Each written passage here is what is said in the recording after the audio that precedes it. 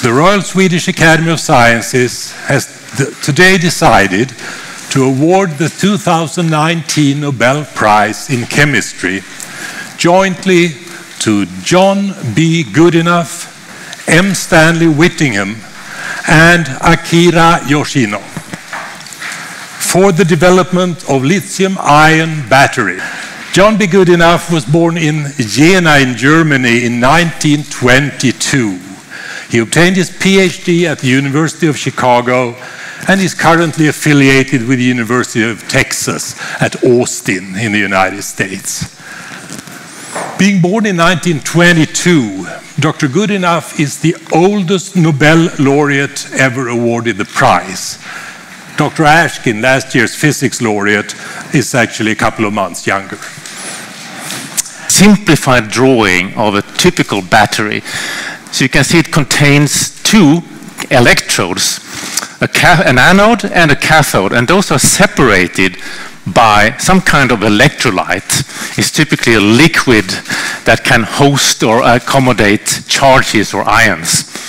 And sometimes you also have a barrier between these two electrodes, so they're physically separated from one another so you don't get short circuits. So how did they actually do it? Well, let's jump directly to the 1970s.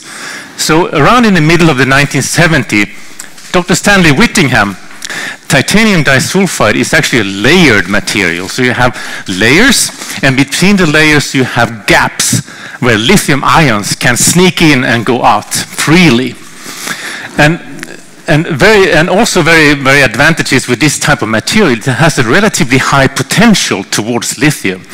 So when you put this together in a battery, you can get a quite high potential of 2 volts. That's already quite good for any battery. Remember, some of the alkaline batteries we use today are 1.5 volts, right? The idea came up how we should replace lithium with something else.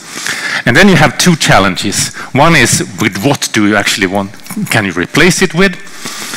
And secondly, whenever you replace lithium metal, the potential will come up, meaning that the overall battery potential will go down from, in this case, then 2 volts to less than 2 volts.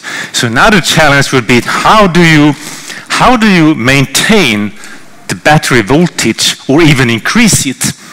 And that's exactly what happens next. So in around 1980, Dr. Goodenough, he discovered a really phenomenal, fantastic material that could actually do this. And that material, as you can see here, was based on cobalt oxide. And again, as you can see in this zoom-in circle there, this is also a kind of layered material that have gaps between the layers where lithium ions can go in and out freely. And because this is an oxide material, it contains oxygen atoms, then you get a fantastic high potential towards lithium.